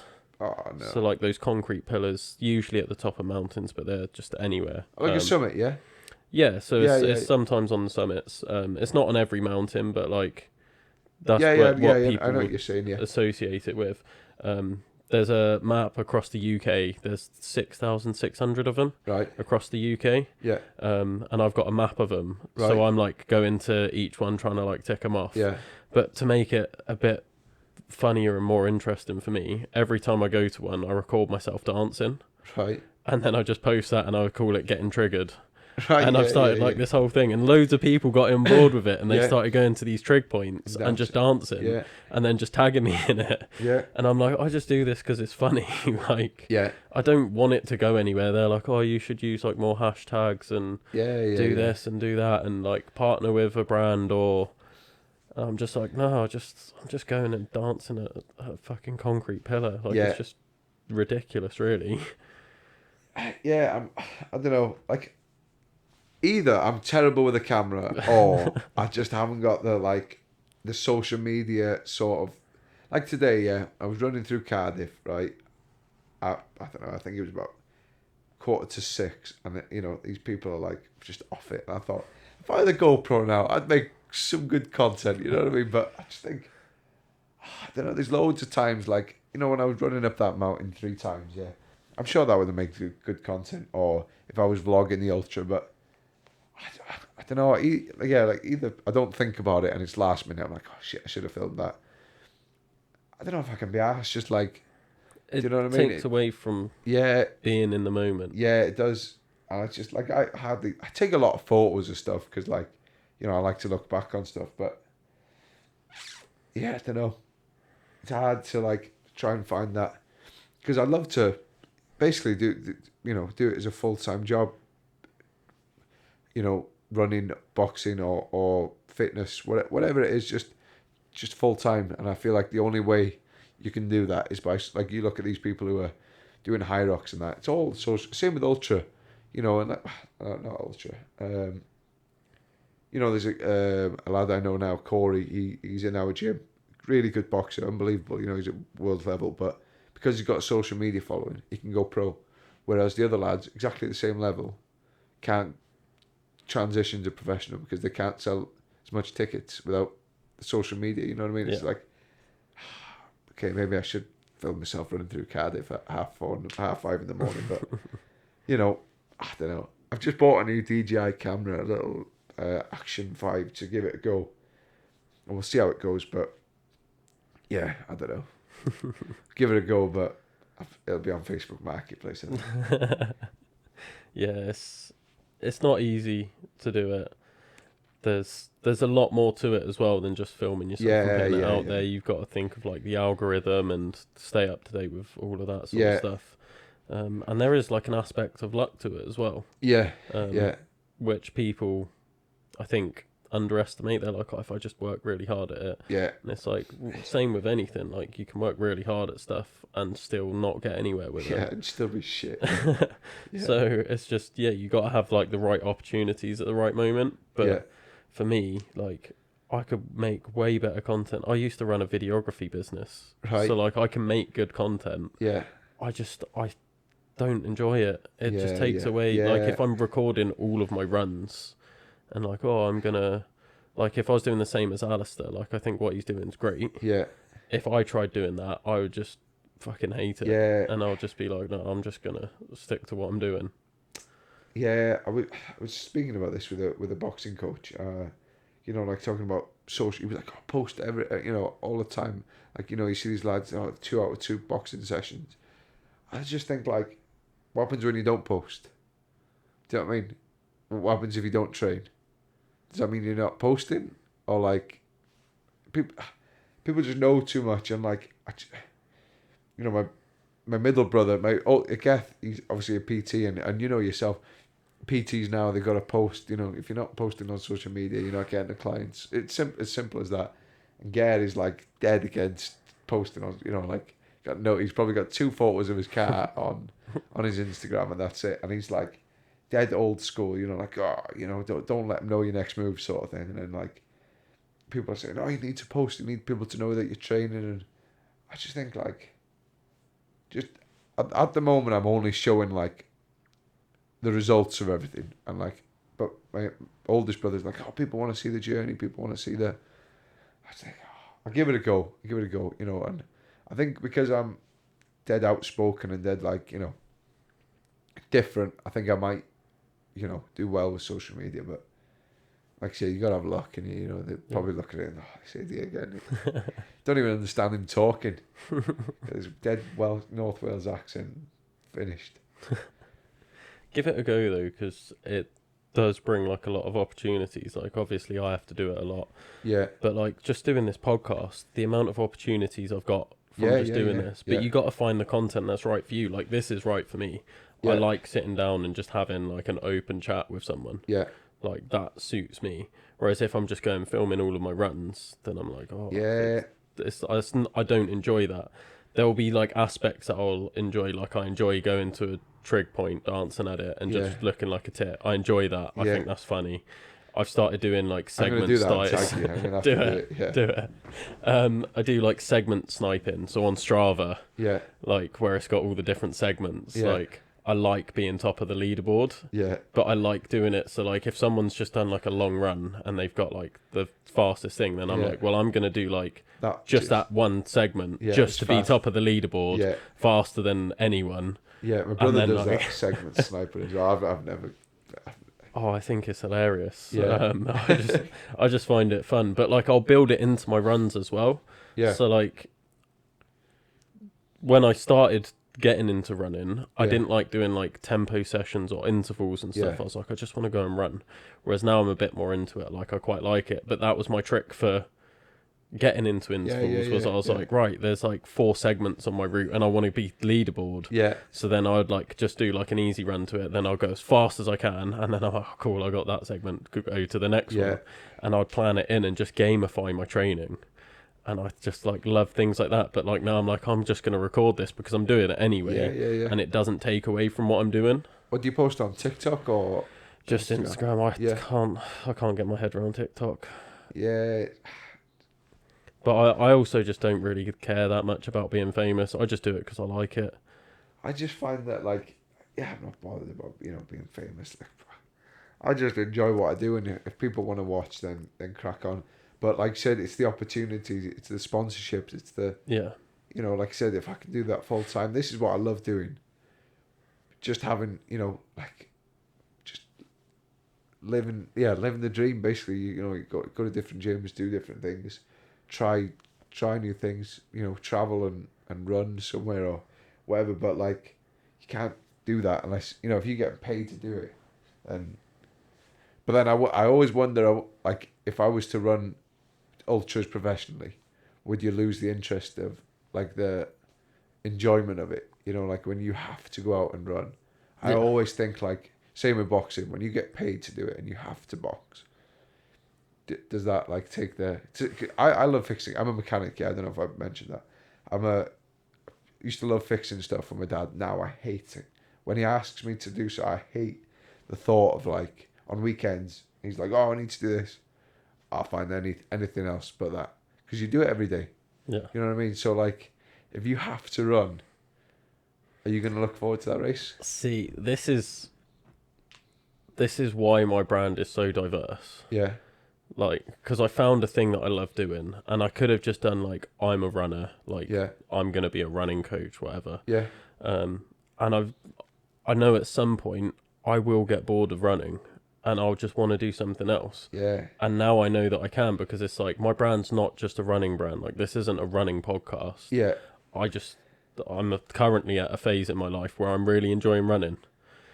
2 years ago, I didn't like running. I just did it because I saw, like, I just wanted that mental challenge. I was like, Yeah. ultras are a test of just my mental strength. Like, I wasn't a runner. I just wanted to go out and suffer for a few hours and prove to myself that I could do it. And bang, I couldn't have said that any better myself. Just mentally, like, I think the worst thing I could have, I don't know, like, I think David Goggins is very, like, Marmite. Some people hate him, some people love him, right? But I split up with my missus and I was reading his book. I think that's the worst combination ever. Because, like, you know, you're feeling a bit shit reading his book. Next minute, he's like, telling you how he's, like, getting nearly dying at sea, and then he comes out singing and that. You just think, well, I'm going for a run. Do you know what I mean? Like, and yeah, just reading that, I was like, right, let's try and break the mind. You know what I mean? And just, yeah, that was a big part that I didn't mention. You know, that book. I would say that changed my life mentally, because I was always trained, always fit. But then I thought, well, how far can we push it? But then, you know, sometimes you got to think, like, I'm only 21. You know, like, I don't want to be broken when I'm. Yeah. You know, a lot of people, you know, they're getting knee surgeries and stuff when they're 30. I'm thinking, okay, I want to try and look after myself. You know what I mean? But I could be dead tomorrow, so why not? You know, do that ultra or do the, you know, something stupid like a challenge or whatever. But, like, you can do these things and not get injured. This is what I'm trying to, like, teach people. Yeah. Because everyone just sees all these horror stories of, like, oh, like, knee surgeries, and you just got to be smart with your training. Yeah. And, like I said earlier, like, everyone sort of goes out with the mentality that more is better. Yeah. And it's like, you don't have to run that much to do well in ultras. Yeah. Like, I could prescribe 3 runs a week, 2 strength sessions a week. That's your lot. Yeah. Like, that is, like, the bare minimum to do if you want to do well at an ultra. Not just, like, finish it. Like, if you want to, like, do fairly well at it. I think it's crazy that, you know, these Americans, they're like 250-mile races, you know, your Leadville and Moab, whatever, all them. They're running like 100-mile weeks. Like I said, I'm pretty free spirit, yeah. These people have got kids, jobs, and running 100-mile week. Like, I've still not done it, yeah. It's something on the bucket list, but, like, consistently 100-mile week is crazy. Like, one of them days you've got to run a marathon. That is my maths. That's mad. Yeah. I mean, I've done 100-mile week twice. Yeah. And one of them was when I did 6 ultras in 6 days. That was my first ever 100-mile week. Yeah. But it just shows that you don't need to. Like, I did 230 miles that week. Yeah. That's serious weekly mileage. Yeah. But, like, in training for that, I didn't do... I think my biggest week was... It would have been, like... 60, 70 miles. Yeah. And that wasn't often. Like, that was... I'd managed that, like, twice in the build-up to 230 miles. And I got through the 230 miles. Like, I got injured, but that was from when I broke my ankle. Like, the mechanics had changed. And that's, like, caused the injury. But, like, other than that, like, I was fine. Like, my muscles were fine the next day. I went and did a spin class, so... Yeah, back to the social media thing. You just said you ran 230 miles in a week. If that was on, like... Do you know what I mean? Like, that's Hardest Skis about Russ Cook, yeah? Yeah. Like, he was vlogging it and all that, and, like, everyone was behind it. You know, he was... But then you got people who are, like... No disrespect to him. I think he's amazing, but, like... Some people have done some crazy stuff and just not said anything. Like that Dan Edwards, the one that ran Snowdon 9 times, didn't tell anyone. I mean, like, didn't get it was a world record, actually, but because he didn't tell anyone, there was no, like, do you know, it was in the middle of November, it was pissing it down. Just gone on and done it, and I was like, you know, how come you're not, like, because there's a race, isn't it? There's Snowdon 24. Yeah.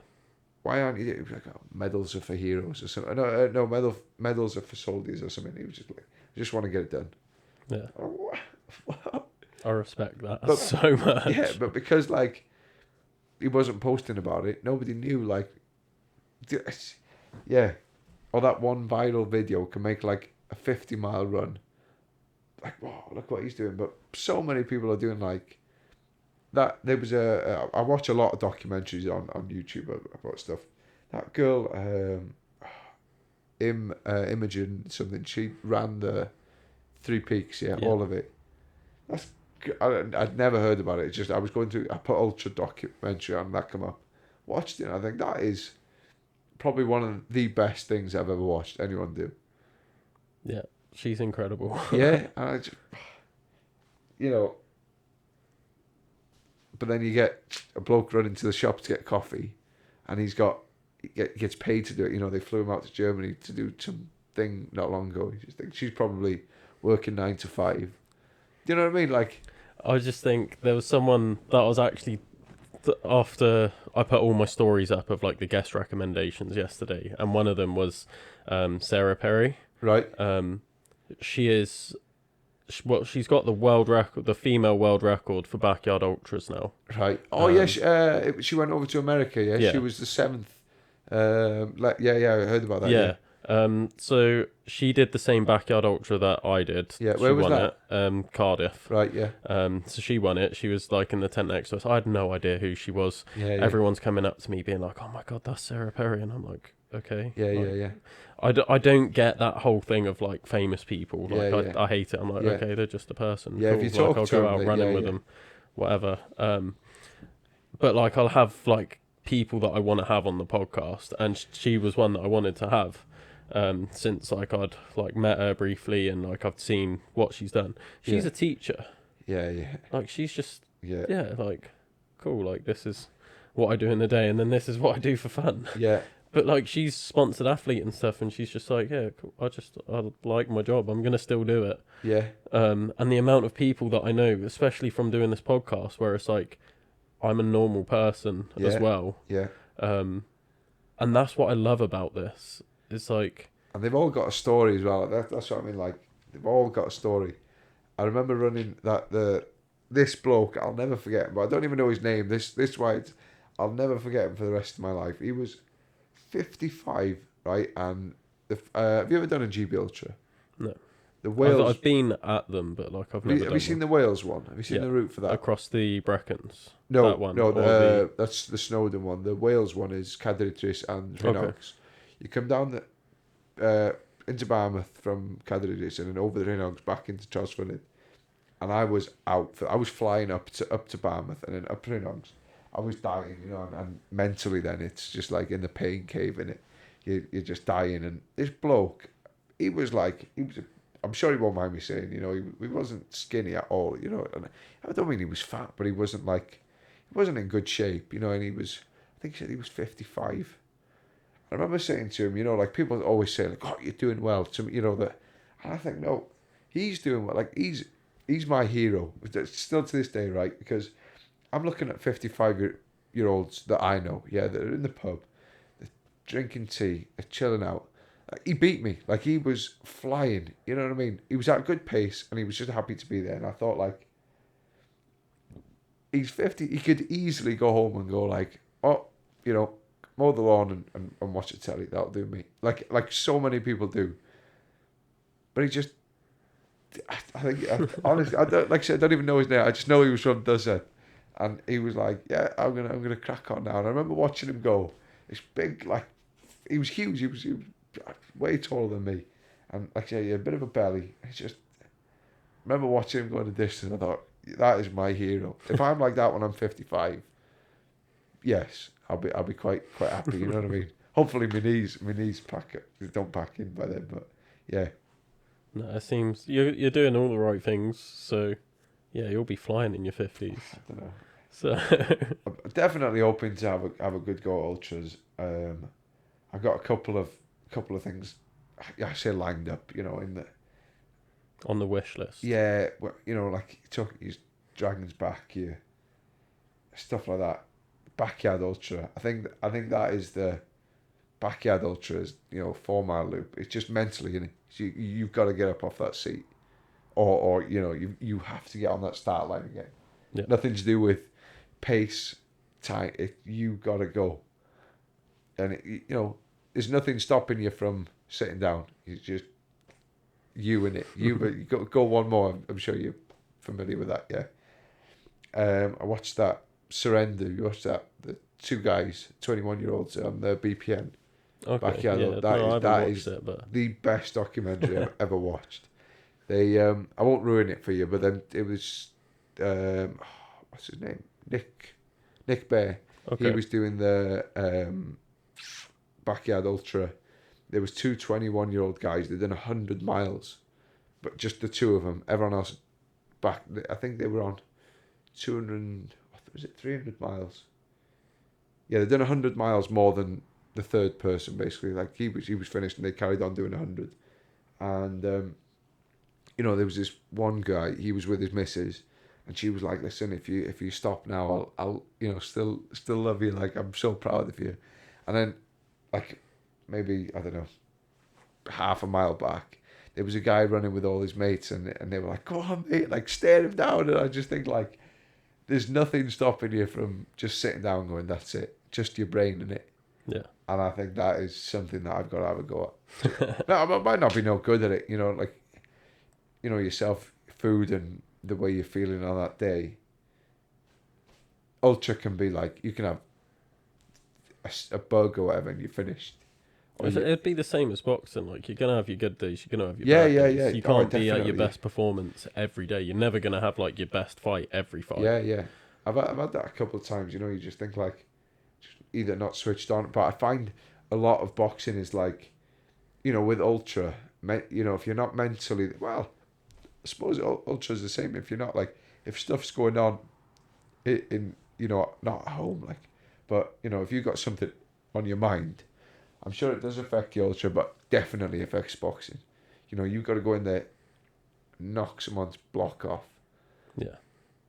Whilst you're probably thinking about something. I one of my last fights, just had a lot going on, just like, didn't want to be there more than a kid, And a guy came up to me not long ago and he said, like, I could tell you that wasn't you, you know what I mean? I thought, well, it's one of them, no excuse, he beat me on the day and that's it, but hopefully we'll have a rematch and get back to it. Do you find it in boxing then that when you have days like that, the fact that you've got someone trying to punch you in the face, does that like distract you from what's going on in life and you're like, fuck, I have to switch on here because someone's trying to fucking hit me? I think that's the only time I've ever had like, every other one I've been in quite a good mental space, and you do block it out, because if you were always worried about things going on in life, you'd be pretty screwed. There's always something to worry about in there, but it's a crazy sport. Like if someone said to you tonight, yeah, that you were going to go out and someone's going to start a fight with you in town or whatever, you go out for a drink, you'd be like, I don't fancy that. You know what I mean? I might stay home. But like you've got a couple of weeks knowing that, like, I'm in fight week now. Like I know next Saturday someone's going to try and knock me spark out, and I think it's crazy because like there's no way of avoiding it. But that drug, that feeling that you get when you're in that ring, you couldn't sell me that drug. You know what I mean? Or however you'd say it, you know what I mean? Like you can't buy that drug or can't buy that feeling. Just you've got no idea what's going on. You're in it. You're looking at this guy, and they're always huge. Like I'm quite a big guy. I'm 6'1", 6'2". I'm not skinny. Well, I'm not broad. What I'm trying to say. And I just always look at. I think, fucking hell. They're just huge blokes. They're always older as well. And you just think, I'm gonna get a paste in here, but you've got to like just switch. I'm a dead friendly bloke. Just got no interest in hurting anyone. But once you get in that ring, you have to go like, right, let's go. Let's have a go. You know what I mean? And then, yeah, you're back to like trying to make your dad proud and all that. Then you're back to sort of survival. Then once I get in the ring, I'm dead chill. Even in the back, I always dance. I have music on, dead. But once I get in the ropes, once I look at him in the eye, that's it. Boom. It's game then. You know what I mean? Like Dad always says like he's gonna hurt you. So, you. It's a crazy sport, like, but there's so much to it as well. Yeah. So much. It's not just like turn up and have a fight, which a lot of people think it is. But like you got the nerves, you got the food, you got making the weight, you got the training, you got to be strong. all these things come down to it. Whereas ultra is, that's why I think I enjoy ultra more than, I wouldn't say I enjoy more than boxing, because like I don't get the same feeling, but like, but almost run like ultra is like a rest. You know what I mean? Like just turn up, eat what you want, and just have a good day. You know, it's a day out for me, ultra. Yeah. Whereas boxing is so mentally like after. Like I said, once you run an ultra, you want to go again. But when you have a fight, you're like, oh, need at least a week of like, you know, chill out. Yeah.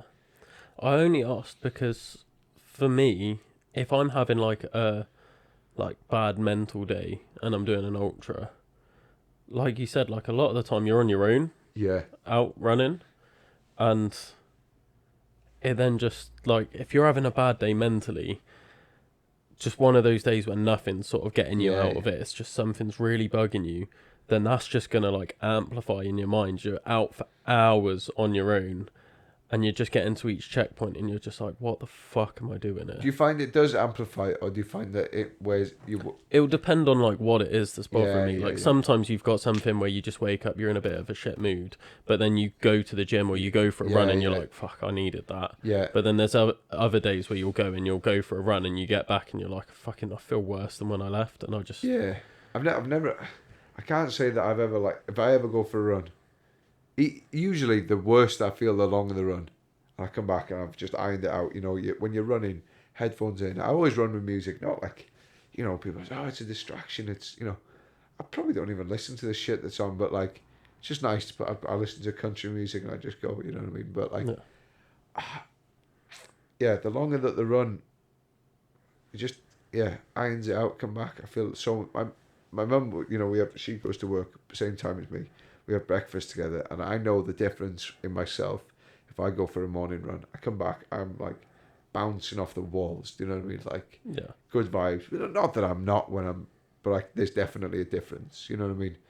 Even if I had shit time at work, or, you know, something's going on, you know, I'm trying to think of like problems I've got in life. I don't really take any like, you know, the only thing I think of is when someone dies. You know what I mean? Like, otherwise, life's pretty, you know, when someone's ill or whatever, I don't really let anything affect me, like, over a course of, like, a couple of days, you know what I mean? Yeah. Which is good, obviously, at the moment. Probably get worse when I get older, but... I just find, like, there's just some days where you're just, with ultras, especially if you're doing an event, like, it's the same as, like, a boxing match. Like, you can't just be like, I'm not feeling it today, I'm just not going to do it. Like, you can in training. Yeah. But like, if you're not feeling it, you've still got to be there, because that's the day of the event. That's what you're doing. Yeah. But like, say it's like you're just having a bit of a shit time in your head, and then it's fucking raining. It's a miserable course. Just everything soaked through. Like, your food's not sitting well, and you're just, the longer you go on for, you're just there questioning. Miserable. Like, why am I doing this? I don't have to be here. I can pull out at any point. And like, I've had that a few times where it's just like, what the fuck am I actually doing? Like, why am I out here? Yeah. Like, it just seems a bit ridiculous sometimes, and it's like, I could just be at home, I could have just not turned up today. Most of the time it's not like that. Yeah. Obviously I've not done 21 in a year, but like, I've never had always after, or like I said, always after, you sit in the car, or you sit home and you just think, why did I just put myself through that for absolutely no reason? Most of the time, not. Like I said, I've only done two races, and you know, you've done 50k on a Friday or on a Saturday. You just think, could have just done something chill, you know what I mean? But like with boxing, I feel like, you know, there's a couple of times I think all the time you think, I could do without this today, but. It's a weird feeling. It's like nerves, excitement, shitting yourself. Yeah, everything is just this one big spurge of energy, and once you're in there, it's almost like you got weeks of training, and you're gonna unleash it at this bloke who's trying to take your head off. It's just, you know, usually in front of your family as well. You just, almost going back to like that.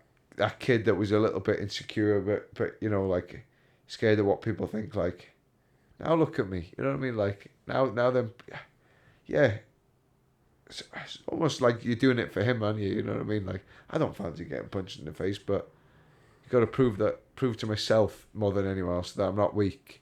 I was saying this after doing the 50-mile ultra. There was a guy that I was in school with. We were talking, and he was like, "Why do you do it?" I was like, "I got no idea. I had no interest in like, as soon as I finish, I got no sense of achievement. I still don't know why I run ultras."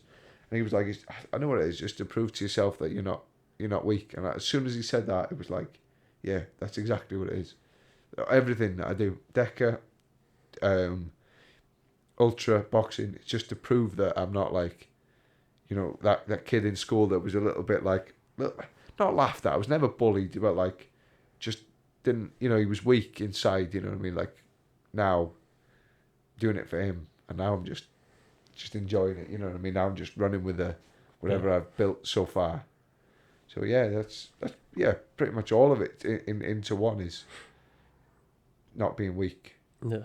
Trying to make my dad proud as well. I mean, my mum is always going to be proud. I don't mention her enough, you know what I mean? But like, I know that she's proud. She, you know, you just dad's a bit like, he is as well, you know. I know he is, but like, there's always improvement with my dad. He's very like, you know, if I box tidy, I should have knocked him out. If I knock him out, I should have boxed tidy. If it's scrappy, you know, or like if I box in the pocket, they call it, at short distance, should have boxed at long reach. You know, and if I box at long reach, should have roughed him up a bit. You know, I can never, you know, or if I do an ultra, should have done this. Or if I run, should have, you know. But then, the same time, people come up to me, "Oh, I was with your dad on Saturday or whatever. All he did was talk about, you know, saying how proud he was." And I think, well, he never said that to me. Do you know what I mean? But then my mum, on the other hand, his first thing she'd say was, "Oh, I'm so proud of you." You know, she'll text me, "I'm proud of you." And I just think like, so I never really mention my mum when I'm talking about being proud, because I know she is. But like, you know, and my brothers as well. But dad's, yeah, I got this weird relationship with my dad where he's just like, he's watching but he doesn't really, now he's a little bit more involved. But like, I'm constantly trying to like not get his approval, but I suppose it is that as well. Like, I just want to make, you know, I just want him to go, "Fucking hell, well done." You know what I mean? Like, you're doing well. I just think, fucking hell, I'm getting there. You know what I mean? I'm getting there. But I bet he is happy. Well, I hope he is anyway. Yeah. Could have been worse. He will be. It's just a dad thing, isn't it? Yeah.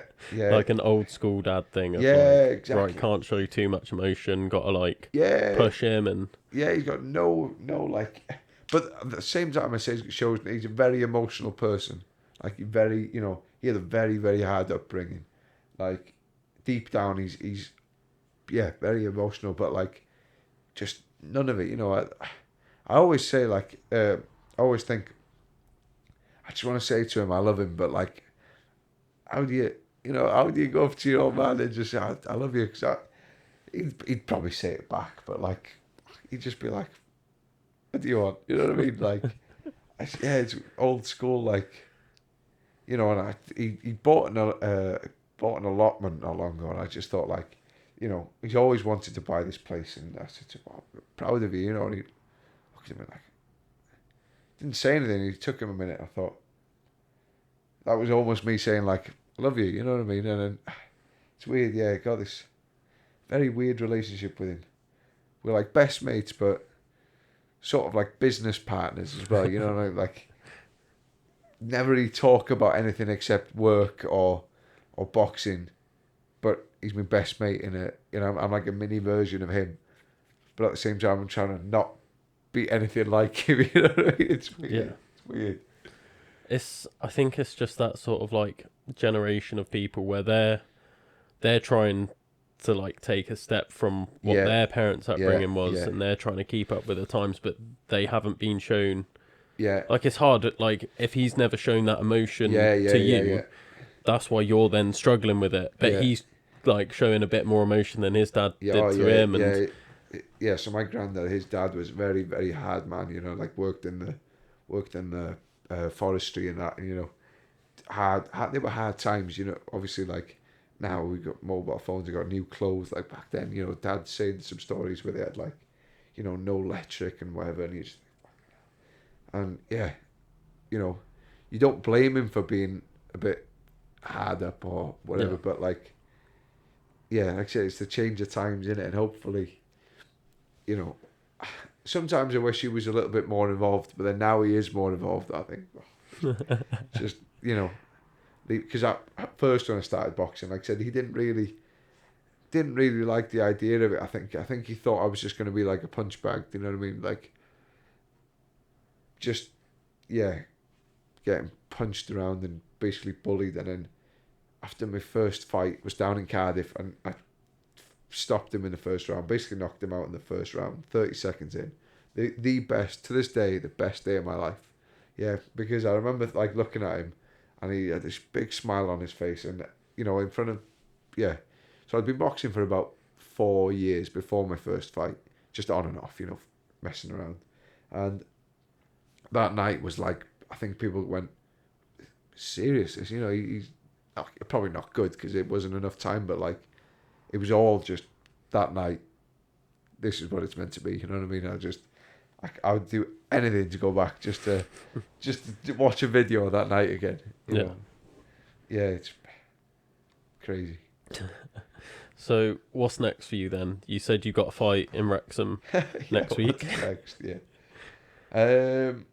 Yeah, I'm boxing next week in Wrexham against a good kid from Telford. And then 3 weeks after that, fly out to Florida to do this DECCA. I'd like to just say a massive thanks to everyone who supported the, you know, sponsorships. And basically I couldn't afford to go because, like, you know, I'd qualified. I thought, right, okay, well, I'll book the flights and, you know, pay for accommodation. I thought, hey, that's a serious price for, like, accommodation, flights and stuff. And I thought, well, I'll put out for some sponsors. And I got a couple of people that, you know, local businesses and whatever mess, you know. I thought, okay, I got enough to book a flight, booked it, and I thought, accommodation, you know, you see this set price and you got to click it, and then it was cheaper to get an Airbnb there, and it was like £200 cleaning fee, £150 dollars, Airbnb like fee.